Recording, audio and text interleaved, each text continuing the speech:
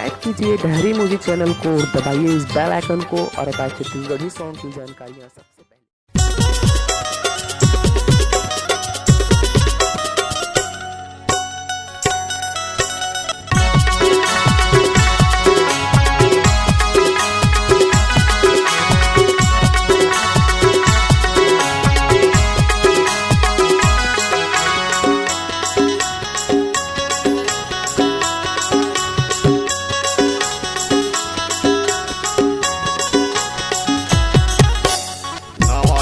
तोर फैशन माथा माल होगे वो, नवा नवा तोर फैशन माथा माल होगे वो। गाँव बस्ती पारा मोहल्ला में बवाल होगे वो, गाँव बस्ती पारा मोहल्ला में बवाल होगे वो।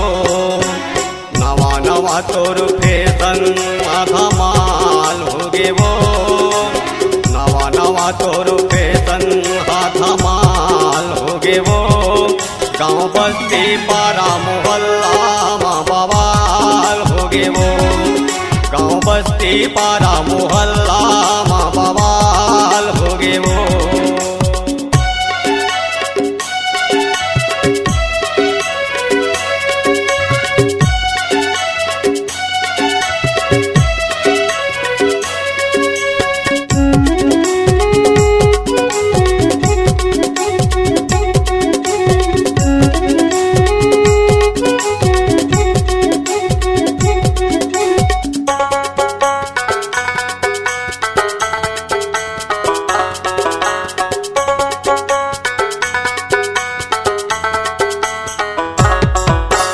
आखी में गाजर अंजाए गोरी तय मुँह माल टिक लाली, माथा में टिकली नाक मनतली कान में झूले तोर बाली।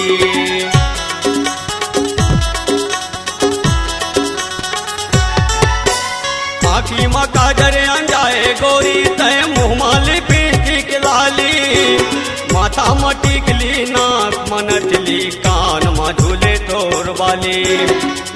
गोरी गोले गाल इनके काल होगे वो, गोरी गोरी गोले गाल इनके काल होगे वो। गाँव बस्ती पारा मोहल्ला में बवाल होगे वो, गाँव बस्ती पारा मोहल्ला में बवाल होगे वो।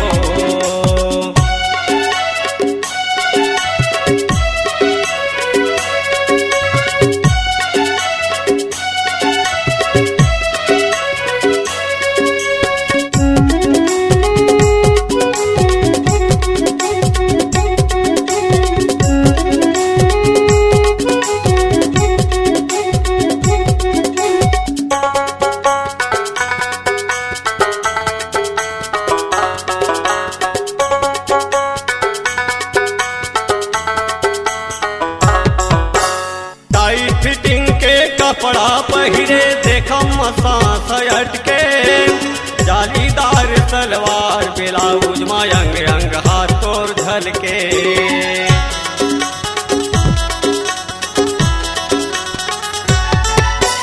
टाइट फिटिंग के कपड़ा पहिरे देखम सांस हटके, जालीदार सलवार ब्लाउज में अंग अंग हाथ तोर झलके।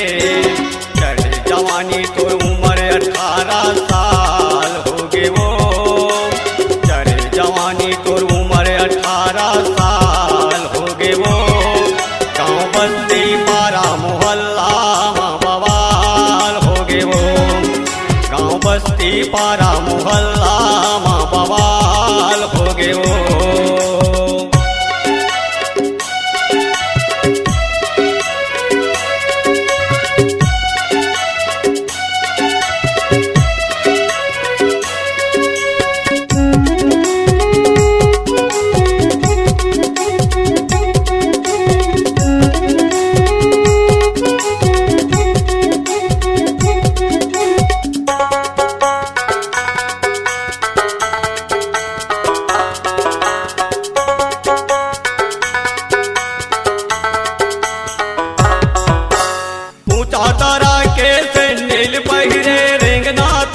भटकती है, रोबदार तोर हंसी बदन है, छाए भारी तोला मस्ती है।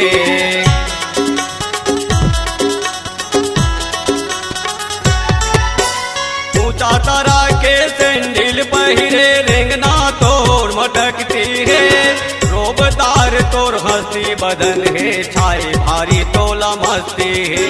के नजर में बालू गंगूरिया ए बेहाल हो गे वो, एक नजर में बालू गंगूरिया ए बेहाल हो गे वो। गाँव बस्ती पारा मोहल्ला माँ बवाल हो गे वो, गाँव बस्ती पारा मोहल्ला माँ बवाल हो गे वो। नवा नवा तोर फैशन माँ धमाल हो गे वो, नवा नवा तोर फैशन माँ धमाल हो गे वो। गाँव बस्ती पारा मोहल्ला माँ बवाल हो गे वो, गाँव बस्ती पारा मोहल्ला